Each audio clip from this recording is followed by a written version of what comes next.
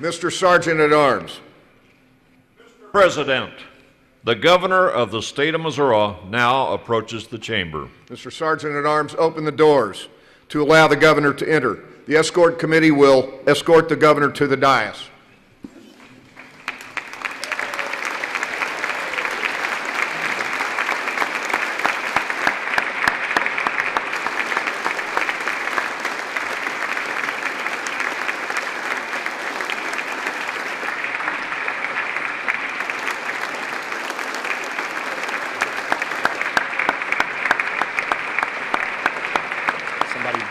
He said, can you still see the screen?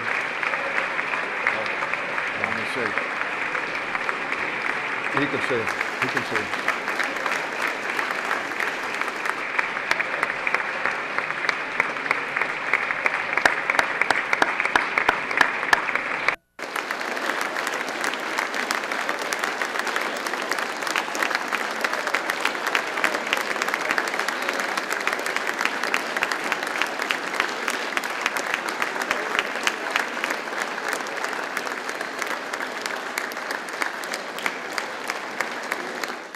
Thank you, President Pro Tem Dempsey, Speaker Jones, judges of the Missouri Supreme Court, Lieutenant Governor Kinder, state officials, members of the legislature, members of my cabinet, and my fellow Missourians. This evening, it is my pleasure to be joined by the love of my life, Missouri's outstanding First Lady, Georgianne Nixon.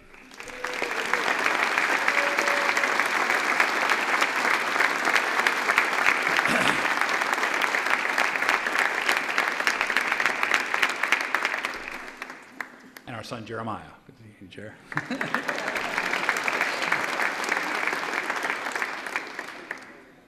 Before I begin to lay out our state's agenda for the year, I would like to thank the people of Missouri for the privilege of serving a second term as governor. I am grateful for your continued trust and support and the opportunity to lead our great state forward. Now, looking around this chamber tonight, I see folks with different backgrounds, different ideologies, and different interests. But whatever our small differences may be, we are united in a common purpose: to serve all the people of Missouri, to make their lives better, and to make life better for our children and grandchildren. These past 4 years, Missouri has weathered historic challenges, from nearly double-digit unemployment to the tornado in Joplin. But together, we met each challenge with courage and conviction and moved our state forward. That makes me proud to be a Missourian. That makes me more optimistic than ever about our future. Because the people of the Show Me State know how to work together. And once our minds are made up, nothing can stop us. That's who we are. That's what we do. Now, some who answer the call of service put their lives at risk to protect the lives of others. They serve here at home whenever danger and disaster threaten. They serve in perilous outposts in every corner of the globe to defend our freedom and liberty. We call them heroes. They make us proud. Last December, I again had the opportunity to visit our troops in Afghanistan and Kuwait. One of them is with us tonight. Sergeant Joseph Schicker served with the Guard's agribusiness development team in Afghanistan. Just hours after his team arrived at their base, Taliban insurgents attacked. In successfully repelling the attack, several Missouri Guardsmen, including Sergeant Schicker, were wounded. For his part in the battle, Sergeant Schicker received the Combat Infantry Badge and the Army Commendation Medal with Valor. I personally had the high honor of pinning Sergeant Schicker with the Purple Heart during the ADT's Welcome Home ceremony in September. Sergeant Schicker, you represent every man and every woman who has ever fought to defend our great nation in every era and on every field of battle. Will you please stand with all the members of our military past and present and accept the heartfelt gratitude of your state.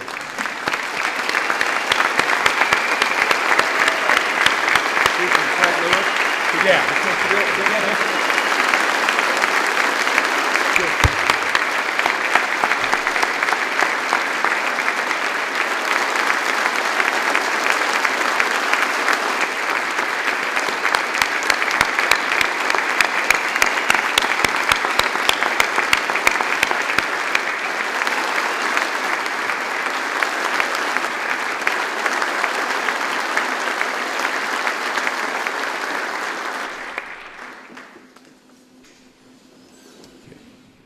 In the last 4 years, we've overcome our share of challenges. Missouri was hit by unprecedented natural disasters. We came together to help our neighbors hit hard by twisters and ice storms, floods, and drought. In the grip of an historic recession, we did what every family in Missouri did. We tightened our belts and cut spending. Together, we balanced the budget while holding the line on taxes. We dramatically reduced the size of state government while making it more efficient. We protected our spotless AAA credit rating, and unlike most states, we did it without reaching into taxpayers' wallets or putting it on the credit card. And you know what? It worked. As a result, our economy is moving forward. Last year, Missouri employers added more than 40,000 new jobs. 40,000.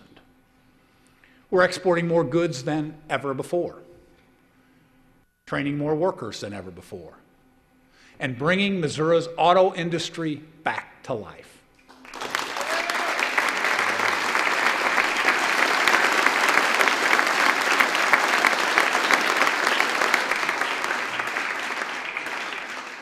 Two weeks ago, on the day after my inauguration, I went back to Detroit to meet with auto suppliers and manufacturers. We got our first good look at the Ford Transit, one of the fantastic new vehicles we're going to build right here in the Show Me State. A top Ford exec said that if we hadn't come together during that special session 2 years ago, the Clay Como plant would have closed. That would have put those 4,000 workers out of a job and pushed Missouri's auto industry to the brink.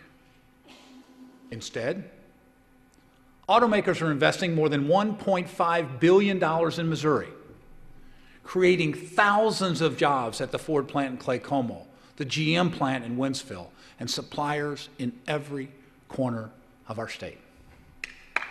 Yeah.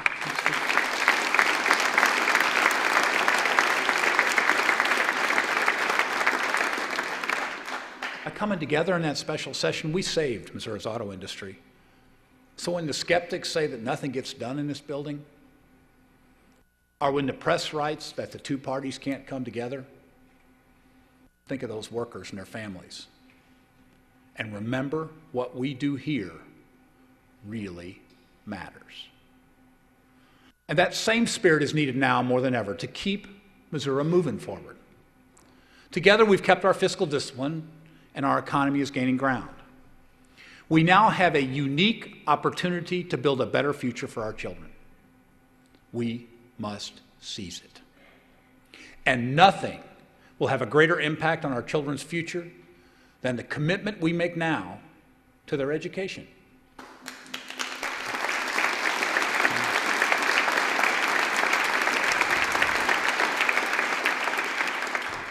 So in my budget, we increase funding for education, and we increase it by $150 million.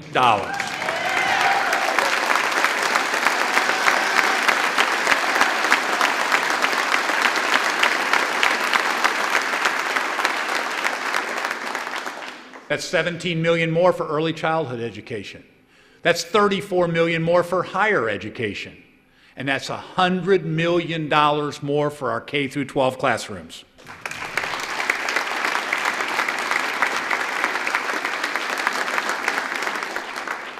Our children are our first priority. They are Missouri's future. Now, of course, with increased funding come higher expectations. We expect better test scores, better graduation rates, more college degrees, and more Missourians ready to compete for the best jobs in the global economy. We've all got to do better. And that means everybody, students and teachers, parents and principals, coaches and college presidents. Increased funding means increased accountability. And we know the early years of a child's life are especially critical. Over the past few weeks, I've visited preschool classrooms in Greenville, Nixon, Parkway, and St. Joseph. Local communities committed to giving their kids a strong foundation for lifelong learning. And the first official business of my second term was to meet with leaders in preschool education.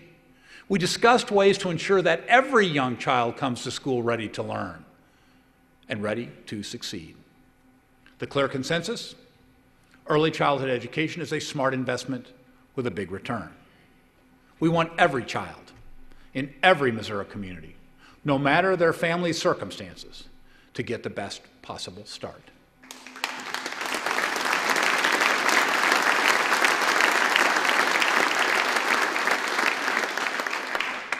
That's why, with that increase of $17 million, we'll more than double funding for our Missouri preschool program and put more money into programs like Early Head Start.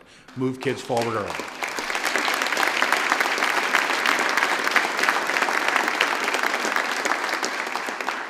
Tonight, we are fortunate to be joined by the St. Louis Preschool Teacher of the Year, Linda Smith of Dewey International School. Joining her is St. Louis Public Schools Superintendent, Dr. Kelvin Adams. Under Dr. Adams' strong leadership, the St. Louis schools have made steady progress over the past 5 years as they work to earn full accreditation. That kind of progress is only possible when everyone pulls together towards a shared goal. Mrs. Smith, Dr. Adams, please stand. Thank you for your lifelong commitment to our children.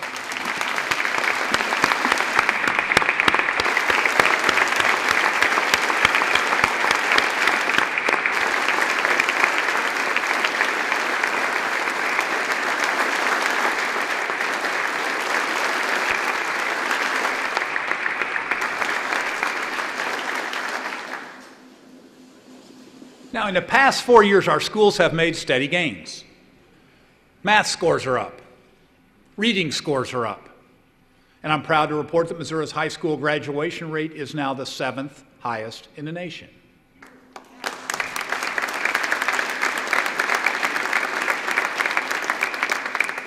But we must commit to even higher goals. That's why my budget includes $100 million in new funding for our K-12 classrooms. We'll use it to train more teachers, modernize equipment, and lengthen the school year.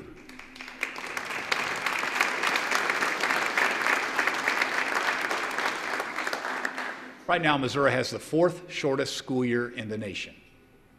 Adding 6 more days to the next school year will give teachers more time to work with their students and give kids more time to learn. But we won't stop at K-12. This year will help even more Missouri families afford college. Now, that's been a top priority of mine since day one. On my watch, we led the nation in holding down the cost of tuition. But the cost of college is still out of reach for too many Missouri families, and too many students who do attend college graduate with crushing debt. That's why my budget includes more than $75 million for our Access and Bright Flight scholarships.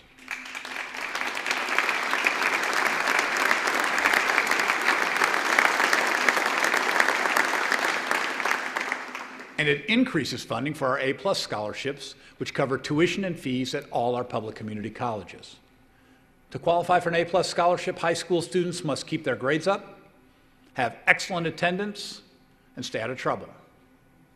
Since I've been governor, we've expanded the A+ program to 150 more schools, but there are still schools that aren't part of the A+ program.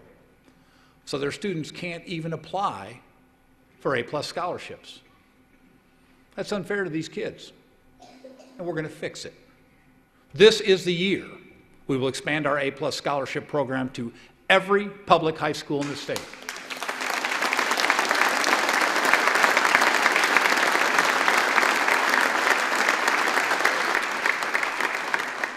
so that every qualified student in this state has the opportunity to go to community college tuition free.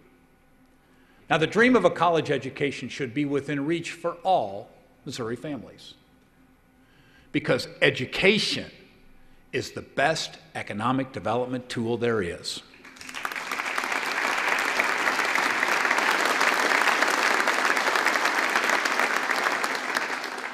While our colleges and universities are doing a great job and graduating more students than ever before, we're also holding these schools to higher standards than ever before. 2 years ago, I convened a summit to lay out my agenda for higher education. I challenged the leaders of all our public 2- and 4-year institutions to develop a new funding model based on performance.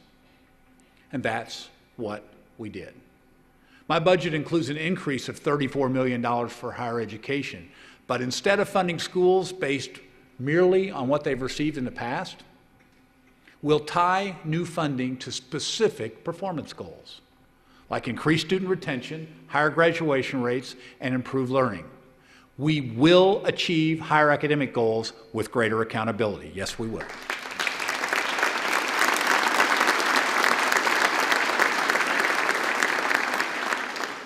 Now, we made it our mission to help more high school students graduate, go to college, complete their degrees, and enter the workforce.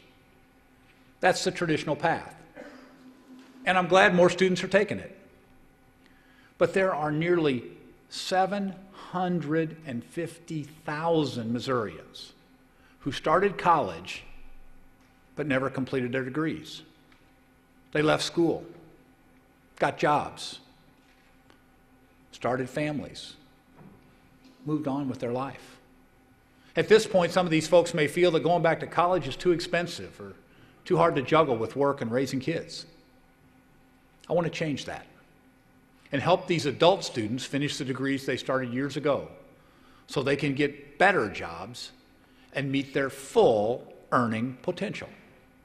This year, we'll do more to help these adult students finish their degrees online from an accredited university that's putting down new roots in Missouri. Let me tell you about its history. In 1995, 19 governors came together to provide a realistic option to help adult students complete their degrees at an affordable price.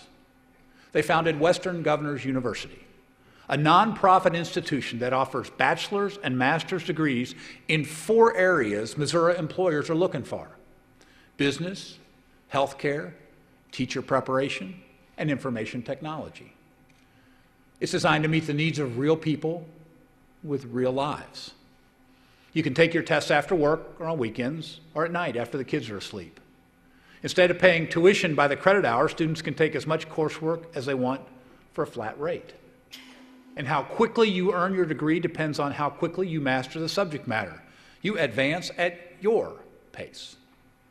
The point is that with today's technology, we can make it easier than ever for folks to finish their degrees without disrupting their lives and help them move up the economic ladder. In the past 3 years, Indiana Governor Mitch Daniels and the states of Texas and Washington have established WGU in their states. And starting this year, we will begin enrolling students at WG Missouri.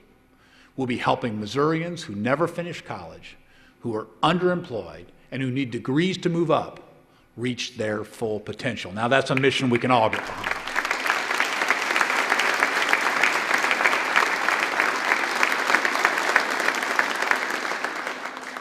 Now, throughout state government, we've applied business principles to make the most efficient use of taxpayer dollars, cutting waste, doing more with less, making better use of technology. And as a result, the state workforce is now the smallest it has been in 19 years. From the time I became governor to the end of fiscal year 2014, we will have reduced the size of state government by 4,500 positions and cut $1.8 billion in state spending. We've sharply cut energy use, sold off surplus property, and reduced lease space. We put more state services online, from license plates to child support.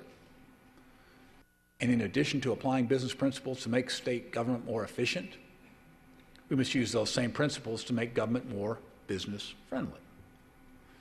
Now, Missouri is already rated one of the top 10 best states to do business because of things like our low tax rates, low workers' comp rates, low energy costs, and strong workforce.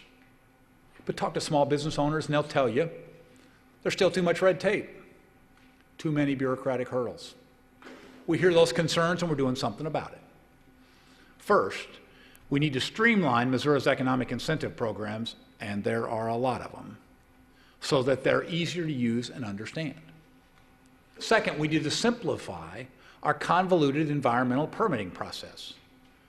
Currently, business owners must go to as many as 6 different commissions at the Department of Natural Resources to get permits, and that's before they turn the first shovel of dirt. We need to consolidate those commissions into one to help businesses grow and create jobs. And while we're at it, I propose we eliminate another 10 commissions at DNR that are redundant and unnecessary.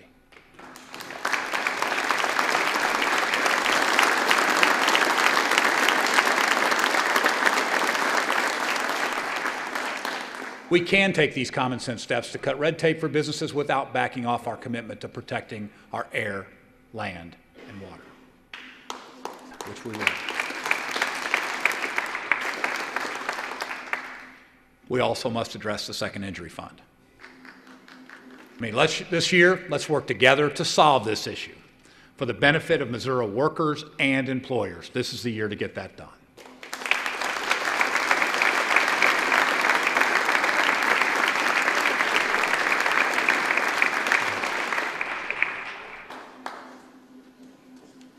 In a highly competitive global economy, employers need access to a highly skilled, well-trained workforce. That's why I've made it a top priority to give Missouri workers the skills they need to compete for the jobs of tomorrow. Since I've been in office, we've dramatically increased our investment in worker training, helping 150,000 Missouri workers sharpen their skills and get better jobs in their field.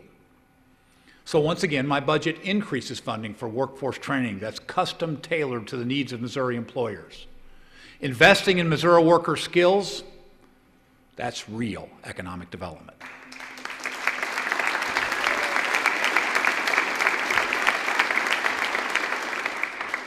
But job training doesn't just happen in the classroom or on some work site.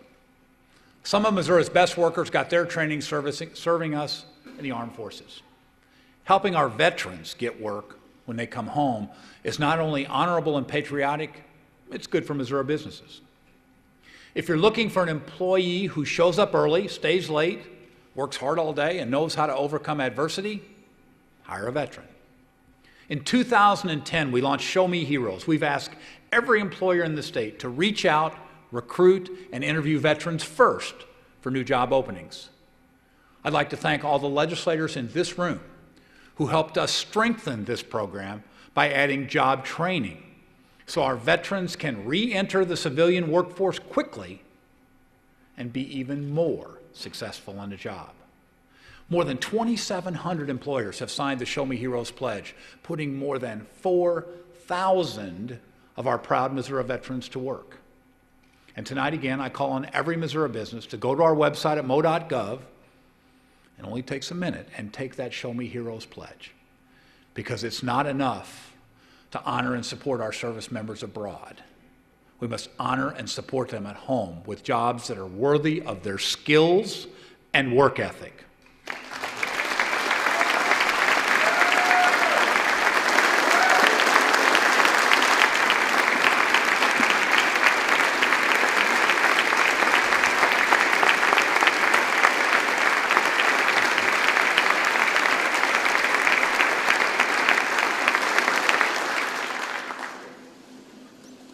Now, for the third straight year, I am proud to report that we are shipping more Missouri goods around the world than ever before.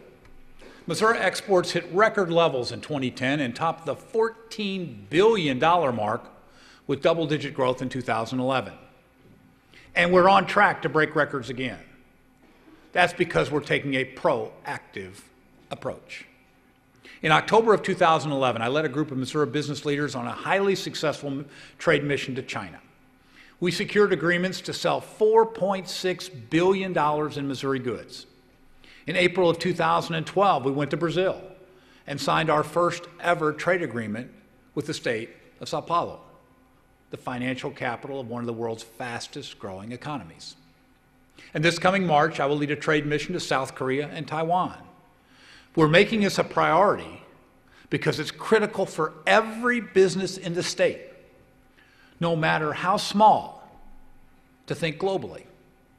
Because companies that once only did business with customers around the corner are finding new customers around the world. And when we sell more Missouri products overseas, we're creating more jobs right here at home. That's why my budget includes $2.3 million to enter new markets, expand foreign trade, and help Missouri businesses develop a worldwide customer base.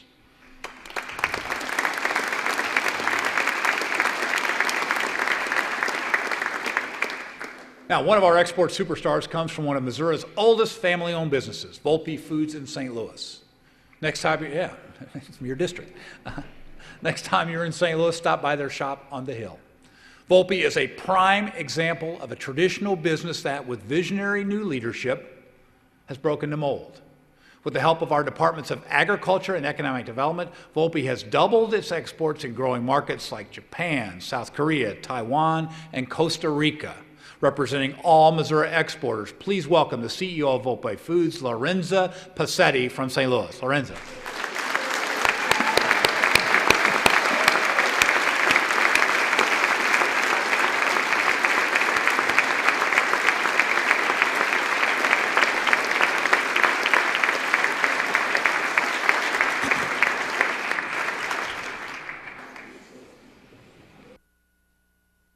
Now, there's no doubt that Missouri is ready to meet the challenges of a global economy. But quite frankly, the biggest economic decision facing our state right now is how to move forward on health care. This isn't the time to reopen the debate or re-argue the merits of the president's health care plan. I had some problems with it, and I know many of you did as well. But Congress passed it, the president signed it, and the Supreme Court upheld it. It's the law of the land.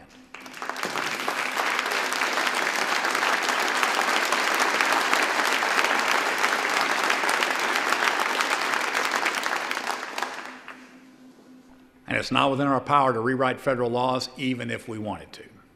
It is within our power. It is our responsibility to now do what's right for Missouri. And the question before us is a narrow one. Will we bring the tax dollars that Missourians send to Washington back home to strengthen our Medicaid system here in Missouri? Or will we let the tax dollars that Missourians send to Washington be spent in other states instead? Other states would get the benefits, we'd get the bill. The answer is clear. The people of Missouri deserve to see their tax dollars come back to their communities.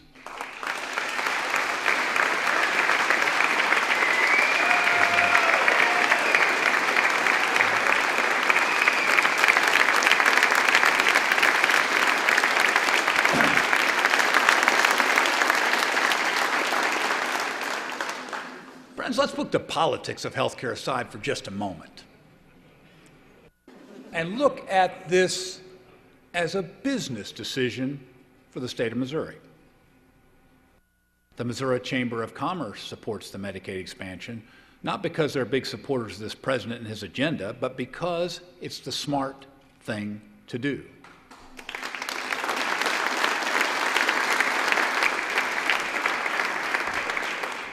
They know that bringing billions of dollars back to Missouri is good for our state's economy. The Kansas City Chamber of Commerce has endorsed the Medicaid expansion. So have the chambers in Independence, Springfield, Lee Summit, and St. Louis. So have the Civic Council of Greater Kansas City, Kirksville-Ready, and our friends at the Associated Industries of Missouri. Would these leaders from these business organizations who have joined us tonight because of the importance of this issue, please stand. Thank you for your leadership for our state.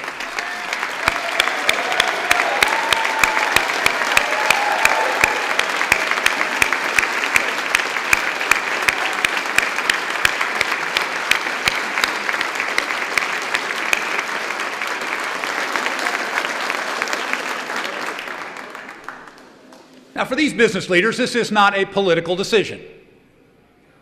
It's an economic one. And we shouldn't let last year's politics get in the way of next year's economic growth. Moving forward with this plan will bring a total of $5.7 billion to Missouri for the first 3 calendar years at no additional cost to our state. The University of Missouri estimates this will generate an additional 24,000 jobs, and that's just in 2014.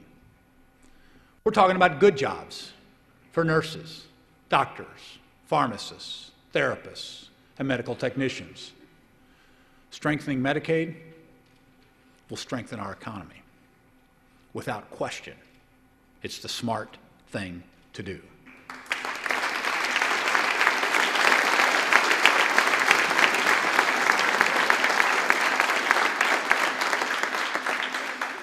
Now, I know there are some who have voiced concern that Washington will not live up to its commitment.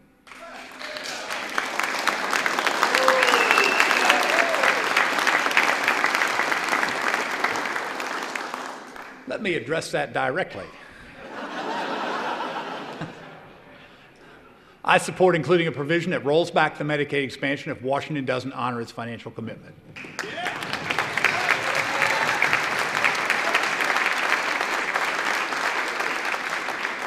Washington drops the ball, we'll do what's right for Missouri.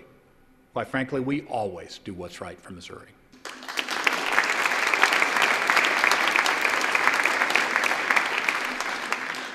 And there's a human element to this that just can't be ignored. A stronger Medicaid system will make health care available to 300,000 of our friends and neighbors.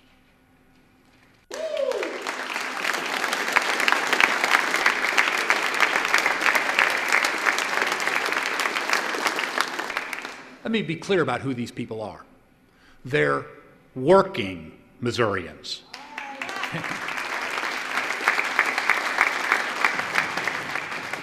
Folks who work day and night, but simply can't afford health coverage. These are not people who aren't trying or hoping to game the system. They're folks we see every day.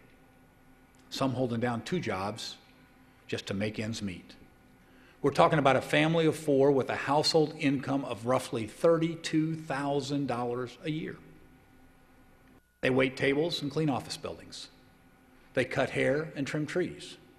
They work in factories and repair cars and trucks.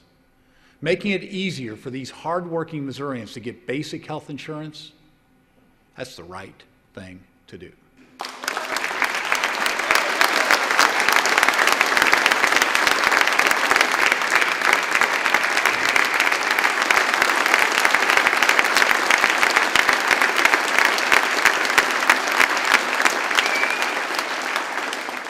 Because these folks can't afford doctor's bills or insurance, they often end up in our hospital emergency rooms because it's the only option for their family. In their shoes, you'd probably do the same thing. It's a terrible way to deliver health care. It drives up premiums for people who do have health insurance, and that must change.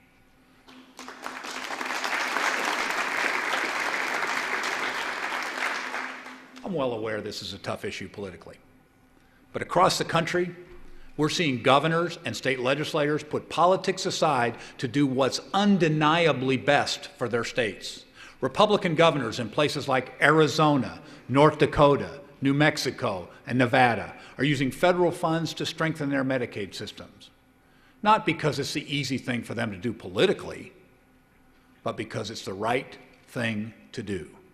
Here in Missouri, we must make the smart business decision, the right human decision, and bring the tax dollars we send to Washington back to work here in Missouri.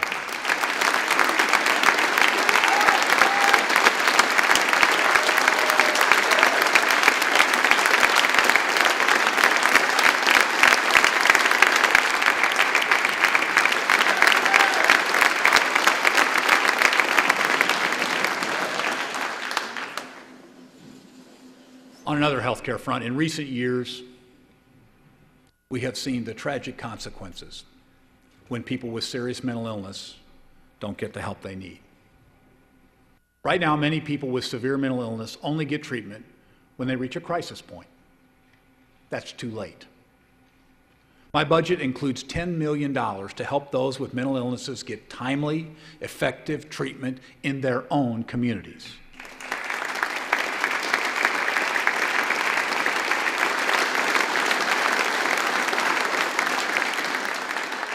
That money will be used to provide more services in our community mental health centers, increase mental health first aid training for professionals so they can recognize the early warning signs of mental illness, train law enforcement in mental health crisis intervention, and teach families how to care for loved ones who suffer from severe mental illness.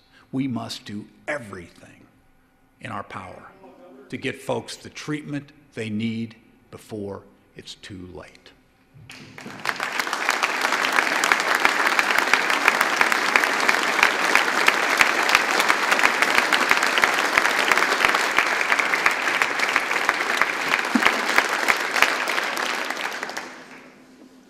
Each day in our state and across the country, tragedies occur that don't make the headlines and often don't get reported at all.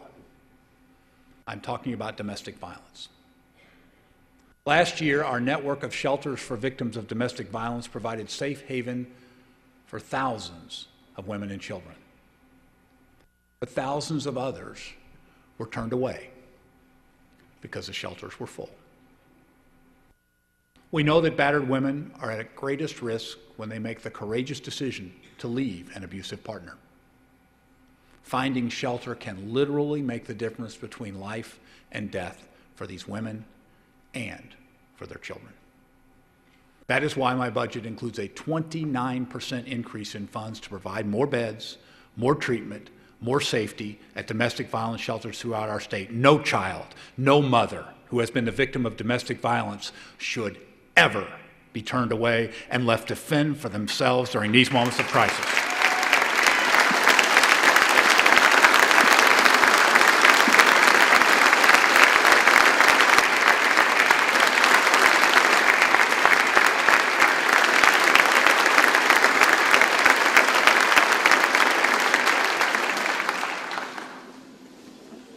These past 4 years, we have opened new doors for thousands of Missourians with disabilities.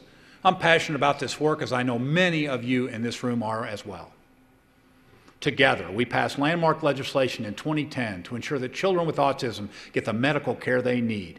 Issues like this transcend politics. And now thousands of youngsters are getting the therapy that just a couple of years ago, their families couldn't afford. We will keep moving forward by funding training for more therapists to help even more children with autism lead happier, healthier lives.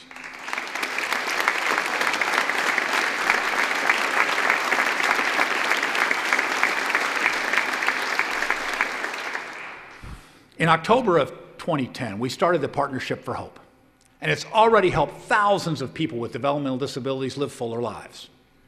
My budget includes funds to expand this vital program to 1,000 more Missourians, some of whom have spent years waiting for services. By the end of 2014, we'll be serving more than 3,500 people with developmental disabilities, Missourians like Vishal Patel. Vishal is 23. He has a rare form of cerebral palsy and gets around in a motorized wheelchair. For years, Vishal had to crawl or have his parents carry him upstairs in their home just to take a shower. The Partnership for Hope provided Vishal with a stair lift, a roll-in shower, a permanent ramp, and the physical therapy he needs. But as he told me in a letter, his real dream was to get a real job with a real paycheck. The partnership arranged for him to volunteer every Friday night at a movie theater in St. Peter's. And you know what? Vishal did so well that just before Christmas, they offered him that real job with a real paycheck. His first day was January 4th.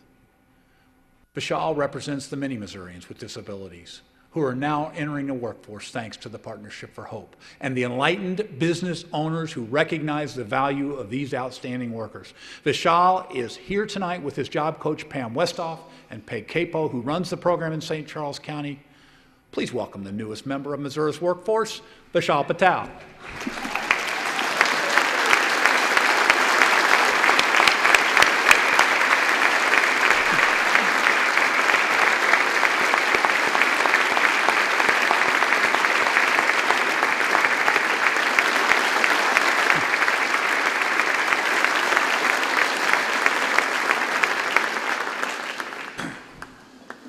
At the start of my speech, I spoke about unique opportunities and the importance of seizing them. With our perfect AAA credit rating intact and interest rates at all-time lows, we now have a unique opportunity to move forward with a bond issuance. It would allow us to modernize our K-12 classrooms and college research labs, mental hospitals, and state parks.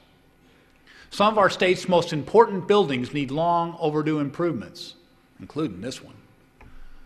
Interest rates today are about half what they were in 1995 when Governor Carnahan issued bonds, and about a third of what they were when Governor Bond did the same in 1983, when interest rates were more than 8%. But the bond issue must be focused on our state's most pressing needs, and we must have a way to pay for it. When we talk about our state's long-term needs, nothing is more important than our schools. A bond issuance will allow the state to establish a permanent low-interest loan fund dedicated to improving our local schools, which is why I am proposing the creation of the BOOST Fund. BOOST stands for Building Opportunities in Our Schools Today. Because, folks, let's not kid ourselves. If we want our children to get a first-rate education and compete in a 21st century global economy, they'll need first-rate 21st century facilities. State-of-the-art computers and science lab, libraries and wired classrooms. The BOOST Fund will go to work in your communities, in schools in every corner of our state. Now, in addition, a targeted bond issuance will provide funds for cutting-edge university research facilities in areas critical to our competitiveness, such as engineering, math, and science. Bond proceeds will also allow us to build a new and improved Fulton State Mental Hospital. We have a moral responsibility to these patients and their caregivers to provide the best possible environment, one that is safe, secure, and conducive to healing. Bonds will also pay to upgrade accommodations in our state parks. It's an investment that will have a big impact on tourism, and tourism is big business in Missouri. Last year, Missouri welcomed 36 million visitors, pumping nearly $11 billion into our state's economy. But we can do even better. Updating our cabins and lodges and building brand new top-of-the-line facilities at our most popular parks will create jobs, help our economy, and make our parks an even bigger draw. Our 87 state parks and historic sites are a priceless legacy that belongs to all of us. Hunting, fishing, hiking, and camping are part of our Missouri way of life. Investing in Missouri state parks today will help preserve our outdoor heritage for our grandchildren and their grandchildren.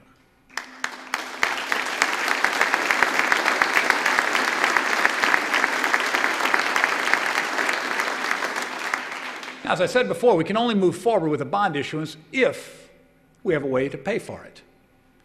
Saying we'll figure it out later won't work. That's not how we became a AAA state.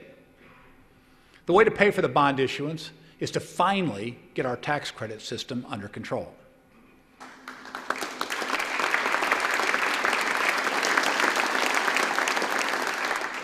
We've worked on reining in tax credits for years. In 2010, I appointed a statewide bipartisan tax credit commission to study the issue. That commission tapped the expertise of Missouri leaders in business, education, labor, and government. They recommended a series of pragmatic, fiscally responsible reforms to rein in tax credit expenditures and ensure these programs provide a strong return on taxpayer investment. But 2 years later, these reforms have yet to pass. And the costs of inaction continue to grow. Last year, tax credit redemptions grew to a staggering $629 million. That's 1/12 of our entire general revenue budget. That's not fiscally responsible. This is the year to get comprehensive, fiscally responsible tax credit reform legislation to my desk and get smart, strategic investments to move our state forward. This is the year.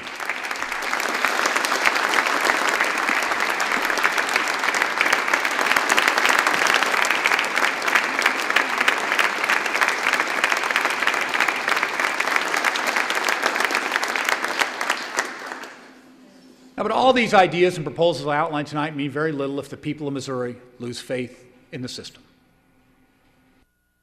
Missouri's ethics laws are among the weakest in the nation.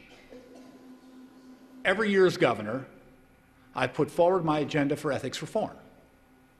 And I know many of you have made genuine efforts to pass legislation.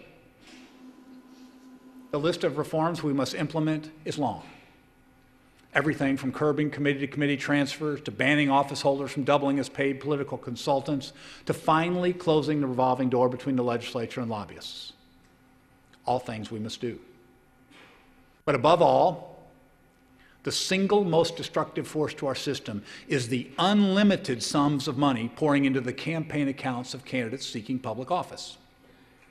We must reinstitute strict campaign contribution limits.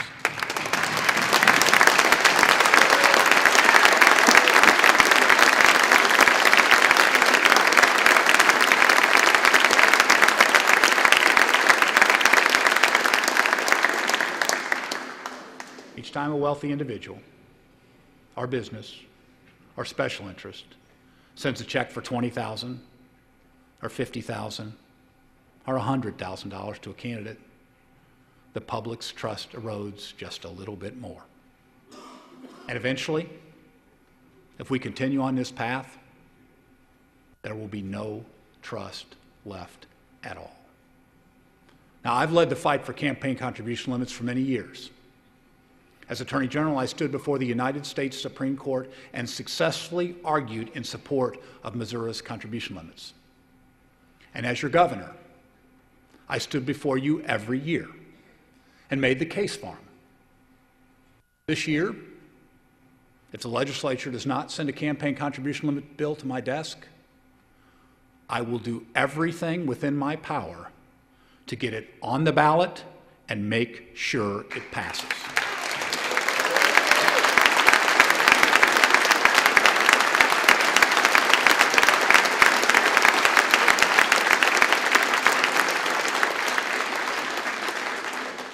People of Missouri have voiced their opinion on this matter already at the ballot box, and their support for contribution limits was overwhelming. We all know it would pass again. Let's work together. Let's get it done this session. The era of limited contributions to candidates must end.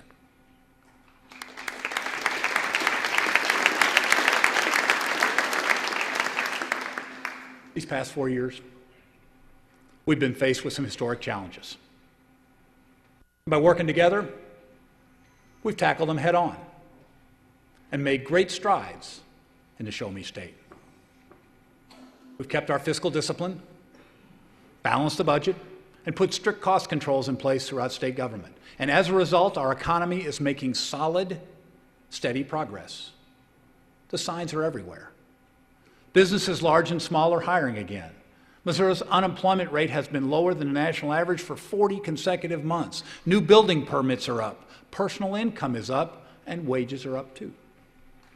And now we're in a position to make smart, long-term investments that will boost our children's academic achievement, protect Missourians' health, strengthen our workforce, improve our quality of life, and create prosperity for generations to come. We have unique opportunities before us. Now is the time to seize them.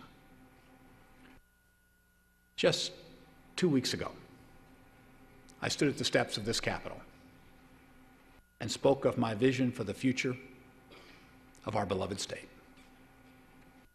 A future where all our children can get an education that prepares them to compete for the best jobs in the global economy.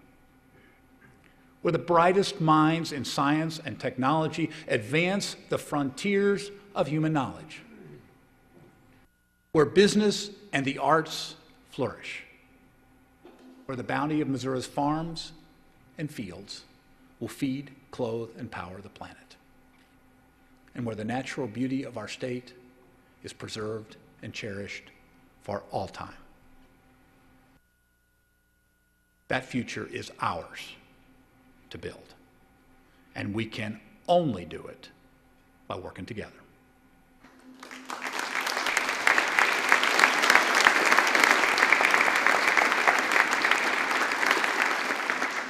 When I first came to the Capitol in 1987, I was the youngest person in the Senate. I had a lot to learn. And I was fortunate to serve with many dedicated and capable legislators on both sides of the aisle. They showed me what public service is and what it requires of each of us. Republicans and Democrats didn't agree on everything back then, just like they don't now. We had a divided state government with a governor of one party and the other party holding a large majority in the legislature, just like we do now. But we worked together to get things done for the good of the people. I've been in public service for a long time, more than a quarter century. And in those many years, my faith in the people of Missouri has never faltered. My faith in our bedrock values has never wavered. And I have always been mindful of and inspired by the words inscribed on the Great Seal of Missouri, on our flag, and in these marble halls. Let the good of the people be the supreme law. This is our call to action, our common oath and rallying cry. This is our sworn duty. Ours is a sacred calling. Our time is short. Let every action we take in these halls and in the offices of the people's government be guided by that supreme law, the good of the people.